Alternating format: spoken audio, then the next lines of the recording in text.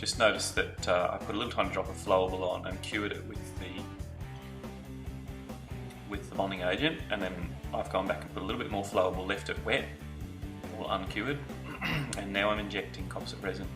And you'll notice that I was able to basically do a monolithic restoration. So we're doing all of the composite in a single piece. Everywhere you have joins in composite resin, you're at risk of stains. So we really want it seamless. Okay, we want a seamless restoration. So we're not trying to. There's no point doing multiple layers and stuff on a case like this, because you'll just end up with seams between the layers, and you get a lot more staining, and it will look great for the first month, and then after a year it'll look worse. So notice on the adjacent composite resins, where the composite resins are seamless, there's no stains. It's only where there's a join or a weak sort of margin. Now, when in the past I haven't used air abrasion, so it's quite likely a lot of the time that the tooth had plaque on the remaining tooth structure. So nothing fancy here, not trying to get the shape too right. I'm just trying to fix the excess on the back of the tooth, because the back of the tooth is hard to trim if there's a lot of excess there.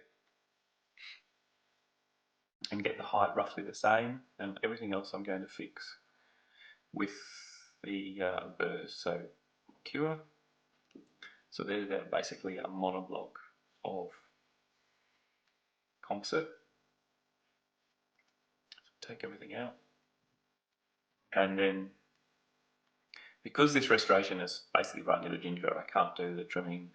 I can't do much of the trimming with the rubber dam on. So, but I can get the incisal edge correct. So basically, we're just running the disc from one tooth to the next, where we just want the rough shape or the rough bulk of the restoration in the right spot first. So once the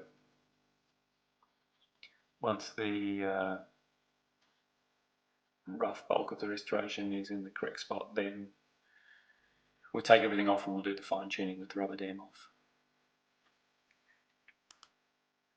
So now I'm using a tungsten carbide finishing burr, so it's like a flame burr that's tungsten carbide, and it won't really cut. You can cut tooth structure if you try really hard, but it's not very easy. So first thing is we need to remove the overhang. So the most important part of any restoration like this is make sure there's no overhang on the buccal. They're extremely common. You need to run your burr around the gingival margin and then get your sickle probe and run it over the join and make sure that you can't feel the join. So if it's not perfectly smooth, then do it again. So now I've gone around with the burr and started to shape up the interproximals. I use discs a lot, so discs are very handy for giving you a good flat shape. And now I'm just taking off some of the bulk on the buccal of the tooth and interproximally there. I haven't tried to perfectly match the shape of the adjacent teeth because they have recession, so the root surface doesn't look that great. So I'm basically just running the restoration down to the gingiva. Now look at and also those old restorations next door are fairly old, so I'm not going to go try and make the restoration look as old as the ones next door. Getting these interproximal areas now. 90% of how good fillings look is the shape.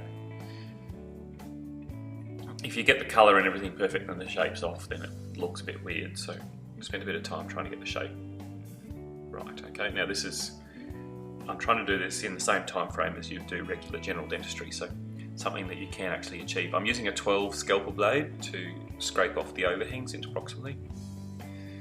A little bit of texture with a fine diamond burr, nothing too fancy.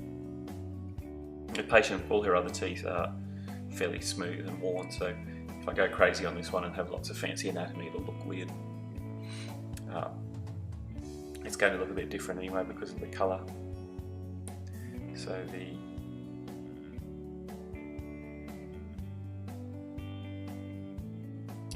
going through my usual polishing cup. So the white one is a wand gloss cup, so I'm just checking everything's smooth here.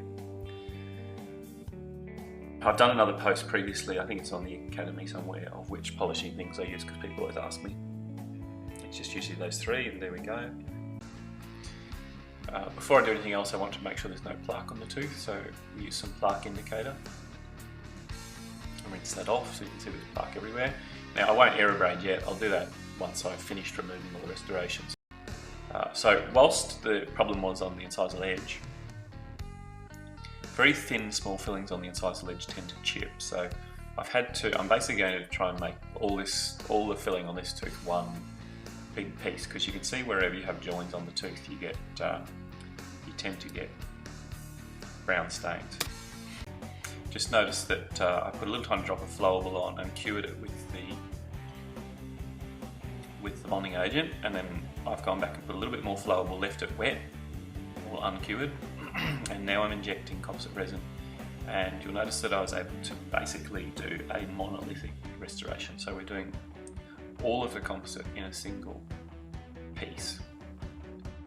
Everywhere you have joins in composite resin, you're at risk of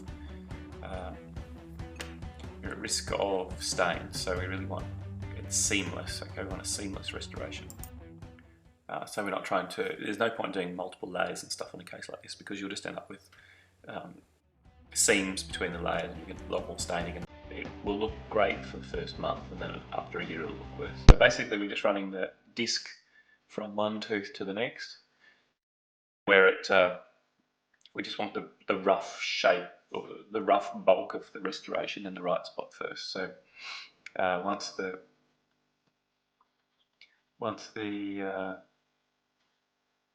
rough bulk of the restoration is in the correct spot, then we'll take everything off and we'll do the fine tuning with the rubber dam off.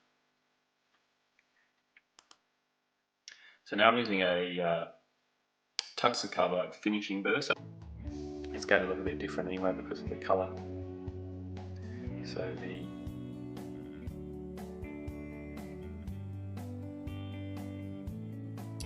going through my usual polishing cup. So the white one is a wand gloss cup, so I'm just checking everything's smooth here. I've done another post previously